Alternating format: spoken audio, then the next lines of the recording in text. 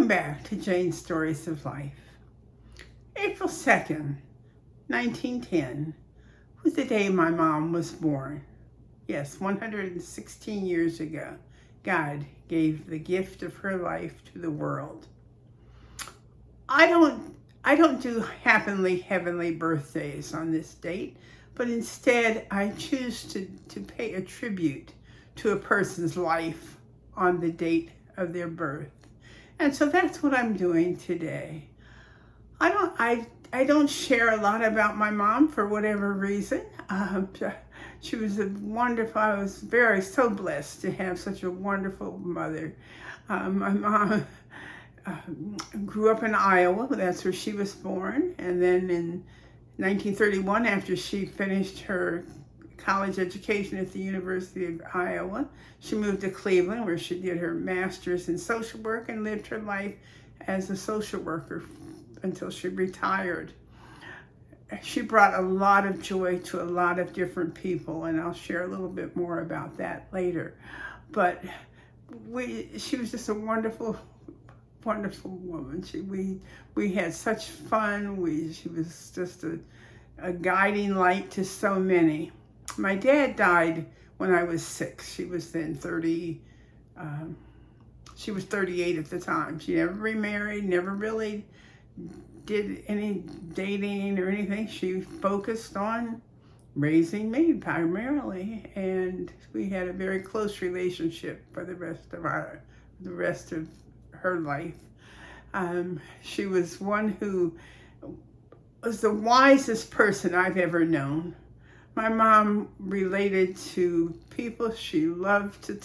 She was an introvert, not very outgoing, but she was very much one who talked with a lot of people, who helped a lot of people. When we were teenagers, my friends all loved talking to my mother because she would give them advice. They could ask her anything, they could talk about anything, and she was always there to give them guidance as they needed it in times when sometimes, as a teenager, you don't really talk much necessarily to your mother, but they loved talking to my mom.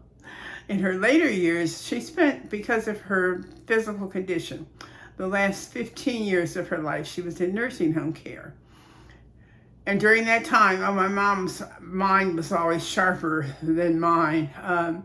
Most of her relationships were with the staff, because a lot of people who are in facilities, some of them have lost memory, some of them are not as active with other people, but she had a lot of good relationships with staff. And they too would come to her with asking for advice about this, that, or the other.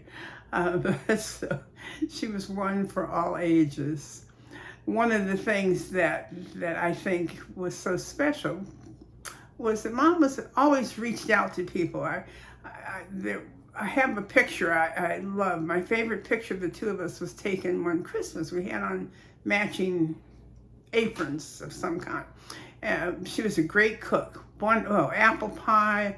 My mom would whip up a pan of fudge in a heartbeat. Just bam. Then she'd say, "Oh, let's have some fudge." And she would go out in the kitchen, and before you knew it, you had a plate of fudge. Fried chicken. She was a great cook, and we enjoyed doing things. But every Thanksgiving and probably Christmas as well, my mother always made sure to invite somebody to have dinner with us who would otherwise be alone.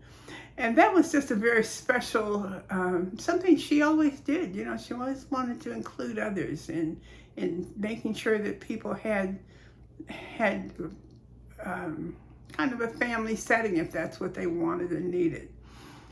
The one person that she invited one year was Morgan. Now, maybe some of you know this story. My mother was the main Cupid, the Cupid conspiracy. She met Morgan before I did. I lived in Detroit for several years. And one evening, my mother called. She said, "Oh, this nice young man just moved to the apartment building this week." So I said, "Oh, really? I'm going to come home and check him out."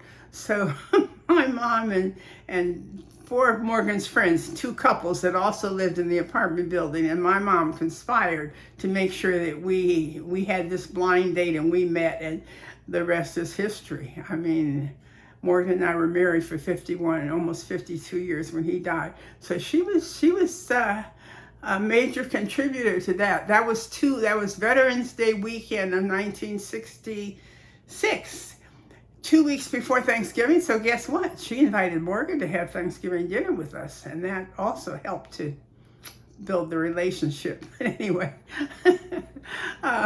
my mom had a lot of interests. One of the things, I learned how to knit my junior year in college during finals week. I taught her how to knit, and she loved knitting. Once she started, she knitted things for everyone. She knitted things when we had children, our children had sweaters and things with little ducks and little figures and all kinds of fancy designs that she knitted. She knitted blankets and sweaters and whatever else for her friends' grandchildren, and it was just something that she enjoyed. She also was an avid reader. My mom always had a book in her hand, and that was something she really took pleasure in. The other kind of interesting, she loved playing cards, and back then most people smoked. She smoked until she was 86 years old, and then the only reason she stopped then was because the nursing home reached a point where people could no longer go to the smoking lounge with a staff member, but instead a staff member had to take them outside to smoke, and she was very indignant about that. She said, "This is my home. I should be able to smoke, in the lounge with one of the staff members." And of course, staff members were happy to take her to smoke because that meant that they got a smoke break too. But anyway, health-wise, she was pretty good except for extreme arthritis, and that was the condition that really meant that she had to be in the kind of care that we were not able to give.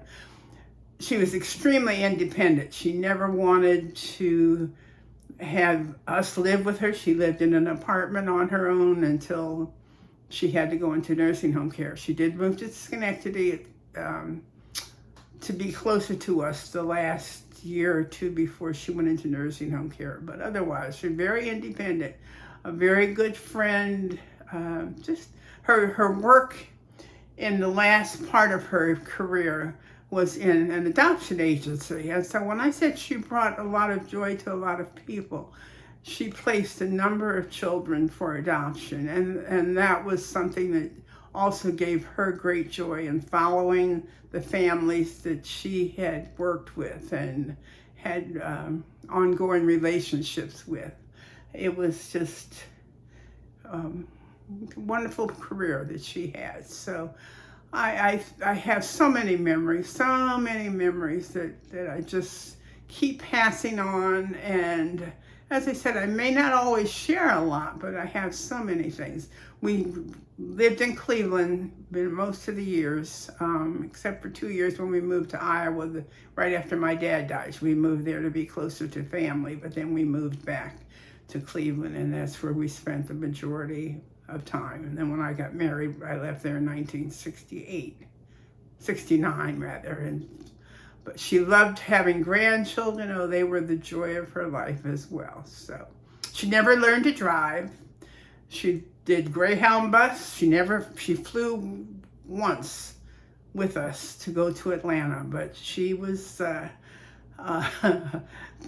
buses and taxis and whatever, but no driving, no flying.